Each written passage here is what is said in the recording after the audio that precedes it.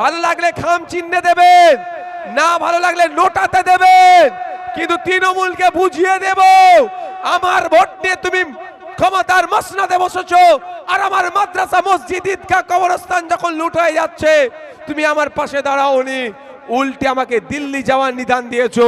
এই ভোটও আমি তোমাকে এর জবাব, যোগ্য জবাব দেব। আমি নিজে ভলিবল প্লেয়ার ছিলাম, প্রচুর টুর্নামেন্ট খেলেছি। ভালো খারাপটা নয়, আমি সবসময় চেষ্টা করতাম গিয়ে লুজ টিমের সাথে খেলে ফাইনালে কি করে উঠবো, অর্থাৎ মেহনত কম কিভাবে করব, পুরস্কারটা কিভাবে পাওয়া যায়।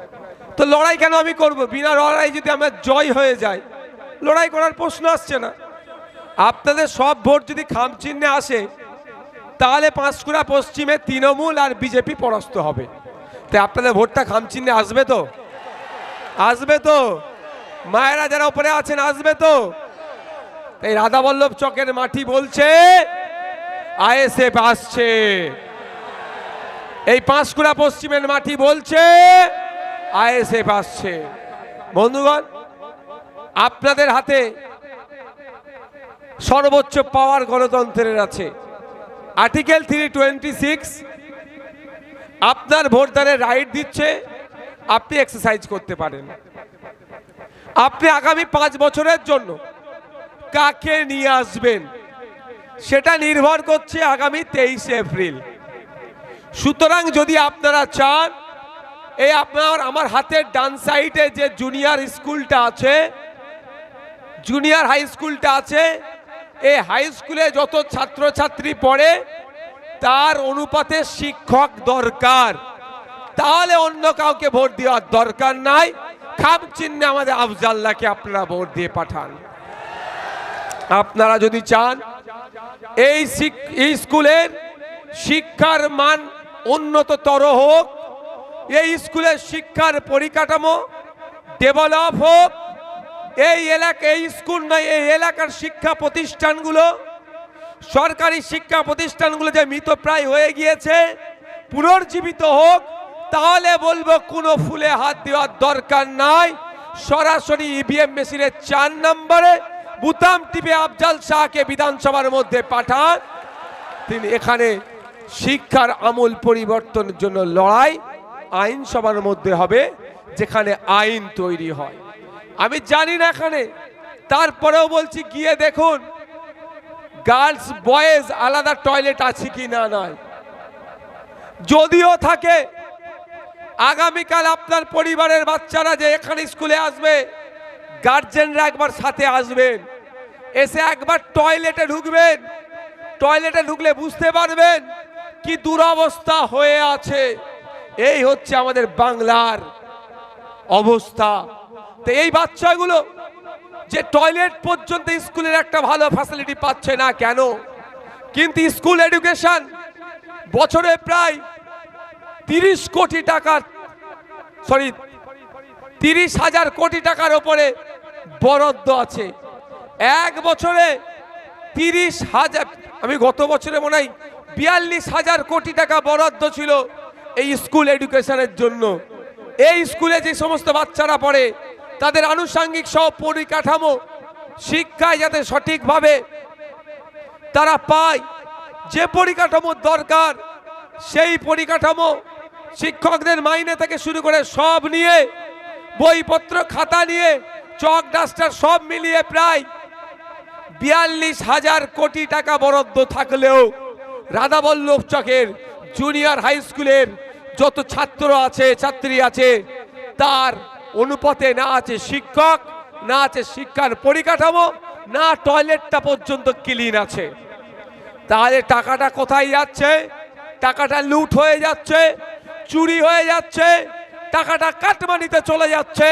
তাই ইন্ডিয়ান সেকুলার ফ্রন্টের মনোনীত প্রার্থী বামেদের সমর্থন নিয়ে যে আফজাল শাহকে আমরা দাঁড়িয়ে করেছি, তাকে জিতিয়ে আপনি বিধানসভার মধ্যে পাঠান। এই কাটমানি লুটাটা বন্ধ করা হবে আমাদের শিক্ষা প্রতিষ্ঠানে। শিক্ষা প্রতিষ্ঠান তো আজকে নয়, এ যেন রন্ধনশালায় পরিণত হয়েছে, খাবারের জায়গা শুধু পরিণত হয়েছে। তাই আপনাদের বলবো, শিক্ষা প্রতিষ্ঠানে শিক্ষার পরিকাঠামো ফিরে আসবে, শিক্ষার ব্যবস্থা ফিরে আসবে। তার যদি আপনারা আশা করেন এই 23শে এপ্রিল অন্য কোনো সিম্বলে হাত দেওয়ার প্রয়োজন নাই, খাম সিম্বলে হাত দেন, 4 নম্বর বুতাম টেপুন, আপনারা আপনাদের প্রিয় প্রতীক খাম চিহ্নকে বিধানসভার মধ্যে পাঠান। আমি দায়িত্ব নিয়ে বলতে পারি মানুষের জন্য লড়াই হবে, ছাত্রদের জন্য লড়াই হবে, শিক্ষা প্রতিষ্ঠানে বাঁচানোর লড়াই আমরা কাঁধে কাঁধে মিলিয়ে দ্বিতীয় ভাঙড় এখান থেকে করে দেখিয়ে দেব। বন্ধুগণ, অনেক রাত হচ্ছে, আমি বক্তব্য দীর্ঘায়িত করব না, শুধু আমি আপনাদের গুটি কয়েক কথা বলবো। আমরা ভুলে যাচ্ছি না সেই দিনের কথা।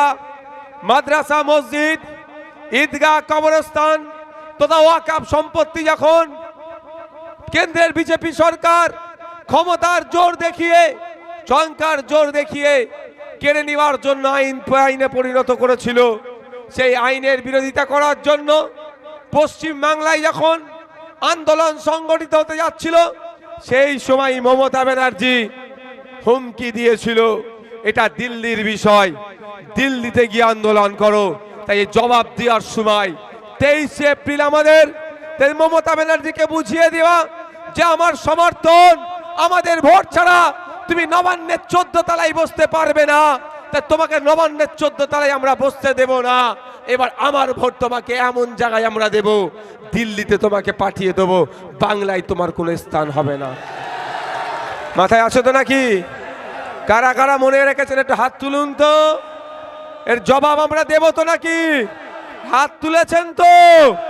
ভালো লাগলে খাম চিহ্নে দেবেন, না ভালো লাগলে নোটাতে দেবেন, কিন্তু তৃণমূলকে বুঝিয়ে দেব আমার ভোট নিয়ে তুমি ক্ষমতার মসনদে বসেছো, আর আমার মাদ্রাসা, মসজিদ, ঈদগাহ, কবরস্থান যখন লুট হয়ে যাচ্ছে তুমি আমার পাশে দাঁড়াওনি, উল্টে আমাকে দিল্লি যাওয়ার নিদান দিয়েছো।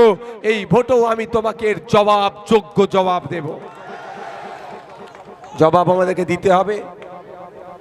একদিকে যেমন ওয়াকফ সম্পত্তি কেড়ে নিচ্ছে ওয়াকফ চোরের সরকার, একই সাথে সাথে আমার হিন্দু সমাজের মানুষের দেবদেবী মন্দিরের নামে যে দেবত্ব সম্পত্তিগুলো উৎসর্গ করে গিয়েছিল, এই রাজ্য সরকারের আমলে মমতা ব্যানার্জির হাতে থাকা দায়িত্ব ভূমি সংস্কার দপ্তরের মাধ্যমে ফেক, ডুপ্লিকেট দলিল বানিয়ে দেবত্ব সম্পত্তিগুলো কেড়ে নেওয়া হচ্ছে। তাই আপনাদের বলবো, পাঁশকুড়া পশ্চিমের মানুষেরা জাত, ধর্ম, বর্ণ নির্বিশেষে আফজাল্লাহকে বিধানসভার মধ্যে পাঠান। ওয়াকফ সম্পত্তি উদ্ধারের জন্য যেভাবে আমি বিধানসভায় লড়াই করেছি, বক্তব্য দিয়েছি, আলোচনা করেছি, আফজাল্লাহ আলোচনা করবে।